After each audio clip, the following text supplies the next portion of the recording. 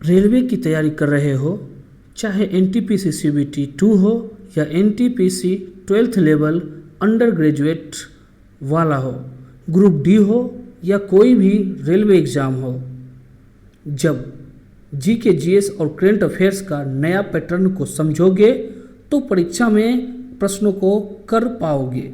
एक ही वीडियो में 30 ज़बरदस्त सवालों के साथ हर सवाल के साथ मिलेगा पूरा एक्सप्लेनेशन, ताकि सिर्फ याद ही नहीं समझ में भी आए। और हाँ, 20 नंबर पक्के करना है तो ये वीडियो देखो अंत तक। शुरू करें तो चलिए जल्दी से इस वीडियो को लाइक करो, चैनल को सब्सक्राइब करो। तो चलते हैं आज हम अपने सवालों की दुनिया में।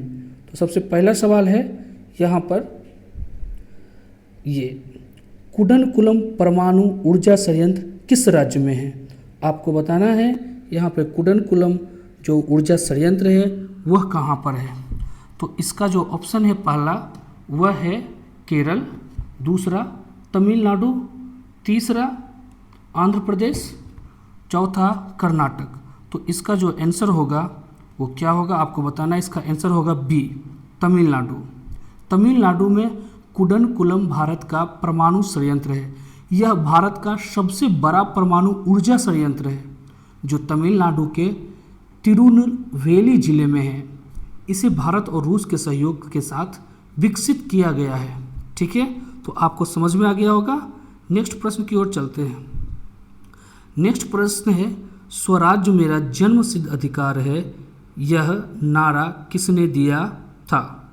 तो स्वराज्य मेरा जन्म सिद्ध अधिकार है, यह नारा किसने दिया था?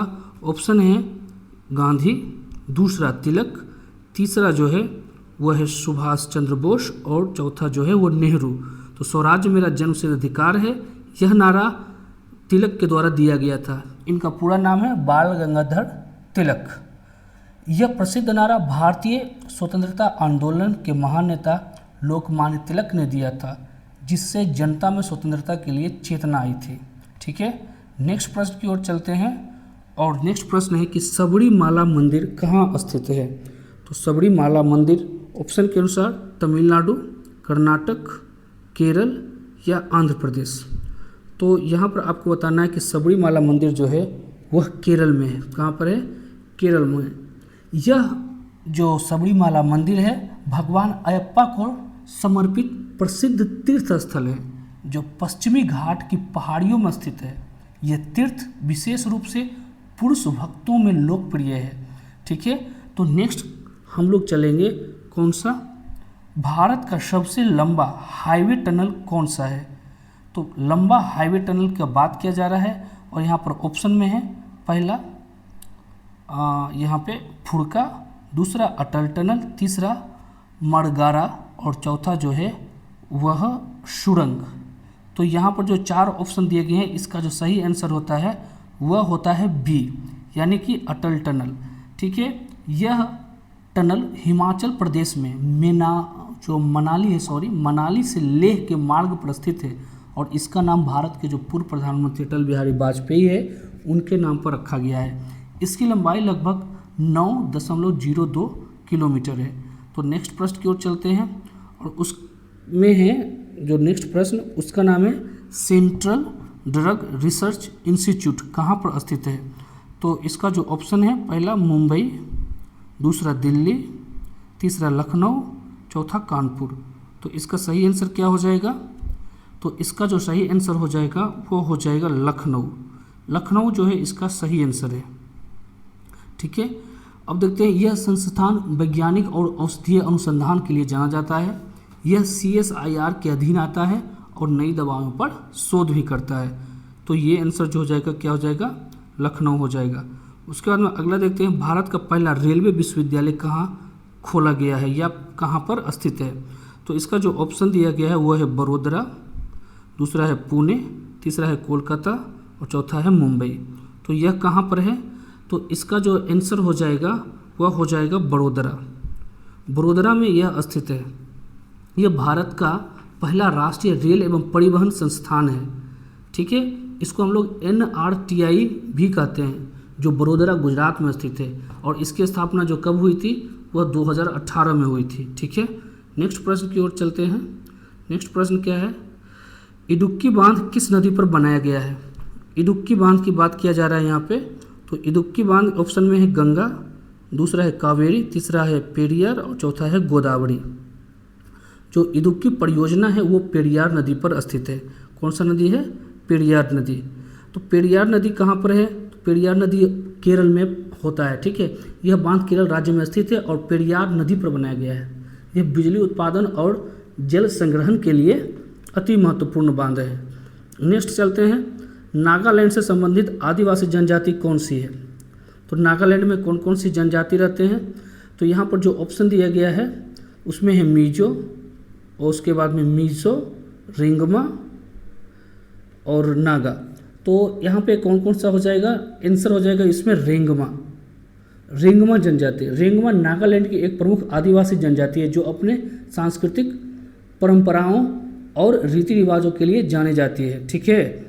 यहाँ पर देखो नागा भी जो है, नागा भी जनजाति, लेकिन ये आदिवासी नहीं हो, ठीक है, इसलिए यहाँ पर आंसर रेंगमा हो जाएगा। नेक्स्ट हम लोग चलते हैं, भारत के पहले वायसराय कौन थे? तो यहाँ पे दिया गया भारत के पहले वायसराय कौन थे। यहाँ पर देखिए ऑप्शन भी है, लेकिन अगले पीडीएफ से हम लोग ऑप्शन को यहाँ पर पीडीएफ में नहीं रखेंगे, ये ऑप्शन भी है इसमें डाल दिया गया है, ठीक है। तो यहाँ पर आपको पता चल गया होगा भारत के पहले वायसराय कौन थे। तो भारत के पहले वायसराय यहाँ पर जो आंसर होने वाला है वह होने वाला है बी, यानी Lord Canning. Lord Canning Bharat के पहले वायसराय थे। 1858 के भारत सरकार अधिनियम के बाद लॉर्ड कैनिंग भारत के पहले वायसराय बने और इससे पहले वे गवर्नर जनरल थे। तो ऐसे भी क्वेश्चन रहता है भारत का अंतिम गवर्नर जनरल कौन था, ठीक है। नेक्स्ट, राज्यसभा के पहले अध्यक्ष कौन थे? तो राज्यसभा के पहले अध्यक्ष यहाँ पर आपको बताना है डॉक्टर राजेंद्र प्रसाद, डॉक्टर सर्वपल्ली राधाकृष्णन। तो सबको पता है यहाँ पर कौन होंगे आंसर। तो डॉक्टर सर्वपल्ली राधाकृष्णन जो है वो लोक राज्यसभा के पहले अध्यक्ष थे। स्वतंत्र भारत के ये पहले उपराष्ट्रपति भी थे और डॉक्टर राधाकृष्णन राज्यसभा के पहले सभापति बने और ये प्रसिद्ध शिक्षाविद भी थे, यानी ये फिलोसफर भी थे, ठीक है। अगला है, मार्टिन लूथर ऑफ इंडिया किसे कहा जाता है? इसका तो आंसर भी यहाँ पे लिखा हुआ नहीं है, लेकिन यहाँ पर देखते हैं गांधी, अंबेडकर और उसके बाद में तुलसीदास और उसके बाद में त्यागराज। तो यहाँ पर किसका क्या आंसर होगा वो देखते हैं। यहाँ पर मैं आपको थोड़ा सा क्लियर कर दूं कि ये जो सारे प्रश्न लिए गए हैं इसमें से अधिकतर प्रश्न जो हैं वह लिए गए हैं 5 जून 2025 को जो NTPC CBT 1 में एग्ज़ाम हुआ था उससे लिया गया है, ठीक है, ताकि इसी पैटर्न के अनुसार पे नेक्स्ट भी एग्ज़ाम CBT 2 हो या ग्रुप डी हो या NTPC अंडर ग्रेजुएट लेवल हो, उस तरह वो भी आ सकता है। तो यहाँ पर जो मार्टिन लूथर ऑफ इंडिया कहा जाता है, जो ऑप्शन दिया गया था उसमें गांधी, अंबेडकर, तुलसीदास और त्यागराज था, ठीक है। लेकिन यहाँ पर जो ऑप्शन है वो सारा का सारा ऑप्शन ही गलत है। आंसर इसका जो होगा आप लोग को लिखना पड़ेगा, स्वामी दयानंद सरस्वती को कहा जाता था, ठीक है।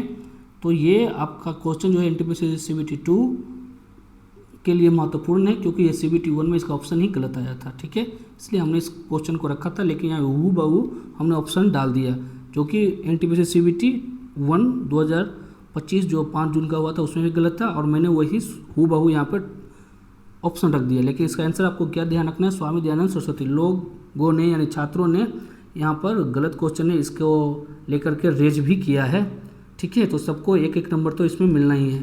नेक्स्ट हम लोग चलते हैं, भारत में GI टैग किससे संबंधित है? तो भारत में जो GI टैग होता है वो किससे संबंधित होता है? कृषि उत्पाद से संबंधित होता है। ये बहुत अलग अलग जो भौगोलिक जगहों पे जो कृषि उत्पाद होते हैं उसको प्रदान किया जाता है, इसलिए इसको हम लोग कृषि उत्पाद से जोड़ेंगे, ठीक है। तो आंसर हो जाएगा बी, कृषि उत्पाद। नेक्स्ट हम लोग लिखते हैं 13, पोषण अभियान किसने शुरू किया था? ठीक है, पोषण अभियान किसने शुरू किया था, ये क्वेश्चन है। इसका ऑप्शन क्या क्या है? तो यहाँ पर ऑप्शन जो दिया गया है सोनिया गांधी, नरेंद्र मोदी, इंदिरा गांधी या मनमोहन सिंह। तो ये करंट का क्वेश्चन है, आप लोग कह सकते हैं। तो इसके जो शुरुआत किया गया है वह किया गया है नरेंद्र मोदी के द्वारा। आंसर हो जाएगा इसका नरेंद्र मोदी, ठीक है। कहाँ गया, ओ सॉरी, यहाँ पे आंसर जो इसका हो जाएगा नरेंद्र मोदी। थोड़ा सा इसको ठीक करना पड़ेगा, नरेंद्र मोदी, ठीक है। नेक्स्ट हम लोग बढ़ जाते हैं। कंप्यूटर में Ctrl+C और Ctrl+V का प्रयोग किसके लिए होता है? तो यहाँ पर ऑप्शन जो हो जाएगा कोडिंग, कट पेस्ट, सेव और खोले, इसके लिए किया जाता है। तो सबसे पहले Ctrl+C का मतलब होता है कट और Ctrl+V का मतलब होता है पेस्ट। तो यहाँ पर कट और पेस्ट दोनों आंसर हो जाएगा। ठीक है, नेक्स्ट क्वेश्चन की ओर चलते हैं। जैविक अम्ल या ऑर्गेनिक एसिड की पहचान क्या है? तो जैविक अम्ल या ऑर्गेनिक एसिड जो होता है उसको हम लोग क्या कहते हैं? तो वो HCl देख लीजिए, HCl ऑप्शन में है। दूसरा है CH3, COOH या NaOH या CO2। तो यहाँ पर आंसर क्या होने वाला है ऑर्गेनिक एसिड का? तो आंसर हो जाएगा CH3 COOH, यानी ऑप्शन नंबर बी इसका राइट आंसर हो जाएगा। क्यों हो जाएगा? यह एक एसिटिक एसिड होता है जो सिरके में पाया जाता है और एक सामान्य जैविक अम्ल है। ठीक है, तो नेक्स्ट हम लोग बढ़ते हैं 16। आर्टिकल 31B किस विषय से संबंधित है? आर्टिकल 31B जो है वो किस विषय से संबंधित है, ये क्वेश्चन है। तो इसका जो आंसर हो जाएगा क्या होगा? ऑप्शन में देख लेते हैं पहले। संपत्ति का अधिकार है, बुनियादी अधिकार है, शिक्षा का अधिकार है और पंचायत व्यवस्था है। तो इसका आंसर क्या होने वाला है? संपत्ति का अधिकार। ए नंबर संपत्ति का अधिकार हो जाएगा। संपत्ति अधिकार जो होता है ये अनुच्छेद 9वीं, ये जो अनुच्छेद है यानी 31 का बी, ये 9वीं अनुसूची में जुड़ा गया है और राज्य सरकार द्वारा भूमि सुधार कानूनों को न्यायिक समीक्षा से बचाने के लिए ये मदद करता है। तो यह हो जाएगा संपत्ति का अधिकार आर्टिकल 31B। ठीक है, सॉरी 16 का जो आंसर है 31B, वह आंसर हो जाएगा इसका ए संपत्ति का अधिकार। अगला इंडियन नेवी डे 2024 का विषय कौन था? यह जो है करंट का क्वेश्चन है, आप लोग देखिएगा ये एग्जाम में पूछा गया है। तो यह जो हो जाएगा आंसर इसका बी हो जाएगा। ठीक है, सॉरी यहाँ पर आंसर जो हो जाएगा बी हो जाएगा। यहाँ पर आपको इनोवेशन याद रखना है। ठीक है, इनोवेशन याद रखिएगा, आपका काम हो जाएगा। पीस है, स्ट्रेटजी है, इनोवेशन है या इकोनॉमी है। तो यहाँ पर जो है हम लोग का ऑप्शन हो जाएगा इनोवेशन। नेक्स्ट हम लोग शुरू करते हैं। वह क्वेश्चन है 18 नंबर। कौन आर्टिफिशियल इंटेलिजेंस का पिता कहलाता है? ये कहलाया जाता है। तो आंसर इसका क्या होने वाला है? एलन ट्यूरिंग, मिकेल फेरेडिक, जॉन मैकार्थी, एडगर डिचमैन। तो आंसर हो जाएगा जॉन मैकार्थी। जॉन मैकार्थी को AI का जनक कहते हैं, आर्टिफिशियल इंटेलिजेंस का। ठीक है, भारत की जेंडर इनक्वालिटी जो इंडेक्स है उस पर रैंक क्या होता है? तो भारत का 193 देशों में 95 रैंक है। सॉरी, इसमें जो है आंसर जो हो जाएगा यहाँ पर 193 देशों में 95 या 193 देशों में 108, 193 देशों में 125 या 193 देशों में 80। तो आंसर हो जाएगा 108, यानी ऑप्शन नंबर ए। ठीक है, नेक्स्ट क्लाइमेट चेंज इंडेक्स 2025 में कितने देशों को शामिल किया गया है? तो क्लाइमेट चेंज इंडेक्स जो होता है उसमें कितने देश ने भाग लिया है? टोटल 64 देशों ने भाग लिया है क्लाइमेट चेंज इंडेक्स में। नेक्स्ट हम लोग बात करते हैं इसरो के वर्तमान अध्यक्ष कौन है? तो इसरो के वर्तमान अध्यक्ष जो है वी नारायणन है। अभी इसरो के वर्तमान अध्यक्ष कौन है? वी नारायण। नेक्स्ट FTP का पूरा रूप क्या है? तो FTP का पूरा रूप होता है फाइल ट्रांसफ़र प्रोटोकॉल। ठीक है, क्या होता है? फाइल ट्रांसफ़र प्रोटोकॉल होता है। नेक्स्ट हम लोग चलते हैं। ब्रह्मोस मिसाइल का नाम किन दो नदियों के बीच में रखा गया है? तो ब्रह्मोस मिसाइल का नाम जो है वो ब्रह्मपुत्र और मस्कोवा नदी के नाम पर रखा गया है। ये ब्रह्मपुत्र जो है भारत का है और मस्कोवा रूस का है। तो यहाँ पर ब्रह्मोस मिसाइल का निर्माण किसने शुरू किया है? भारत और रूस ने मिलकर शुरू किया था। 105वां संविधान संशोधन किस विषय पर आधारित है? सबसे पहले 105वां संविधान संशोधन की अगर हम बात कर लें तो पिछड़ी जातियों की पहचान व्याख्या, यह संशोधन राज्य सरकारों को अपने स्तर पर OBC सूची बनाने की शक्ति देता है, उस पर अधिकार है। तो आंसर इसका क्या होने वाला है? तो इसका आंसर जो होने वाला है पिछड़ी जातियों की पहचान पर होने वाला है। ठीक है, आंसर क्या हो जाएगा? पिछड़ी जातियों की पहचान पर। नेक्स्ट, हिमालय और भूटान की सीमा में कौन सा भू आकृति है?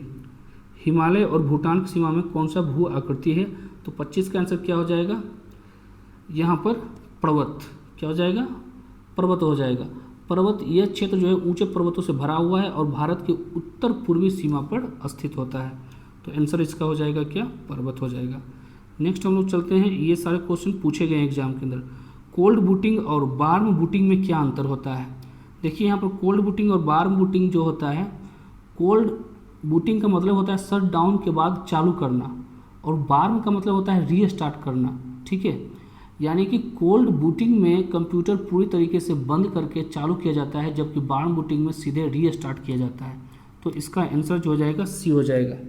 नेक्स्ट हम लोग चलते हैं, वुमेन्स प्रीमियर लीग किस खेल से संबंधित है? WPL की बात किया जाता है तो सभी लोगों को पता है क्रिकेट से ये संबंधित है। ठीक है। कॉपीराइट एक्ट 1997 का उद्देश्य क्या था? कॉपीराइट एक्ट 1997 का जो उद्देश्य 1957 का अंत क्या था? रचनात्मक अधिकार सुनिश्चित करना। ठीक है, आंसर इसका हो जाएगा क्या? रचनात्मक अधिकार सुनिश्चित करना। तो सबसे पहले कॉपीराइट एक्ट 1957 का उद्देश्य जो है वो रचनात्मक अधिकार को सुरक्षित करना होता है। यह कानून लेखकों, कलाकारों और सॉफ्टवेयर डेवलपर्स को उनके रचनात्मक कार्यों पर अधिकार देता है। ठीक है, नेक्स्ट क्वेश्चन की ओर चलते हैं। कोविड-19 के लिए पहला टीका किसने विकसित किया था? तो कोविड-19 के लिए ऑक्सफोर्ड का जो एस्ट्राजेनिका था, उन्होंने यहाँ पर क्या किया था? कोविड का पहला टीका विकसित किया था।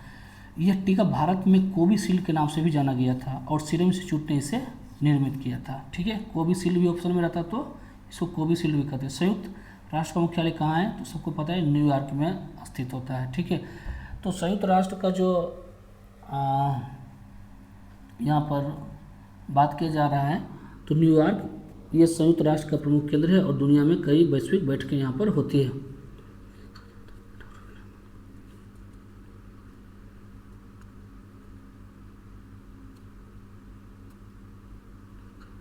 तो ये रहा टोटल 30 प्रश्न, जो कि आपको अच्छा लगा होगा। इसमें कुछ सुधार की ज़रूरत है। अगर इसमें ये सुधार की ज़रूरत है, मेरे को पहला लग गया कि यहाँ पे ऑप्शन जो है दिया हुआ वो नहीं होना चाहिए, और सेकंड जो है थोड़ी सी इसमें जो भी सुधार होगा हम करेंगे नेक्स्ट वीडियो में।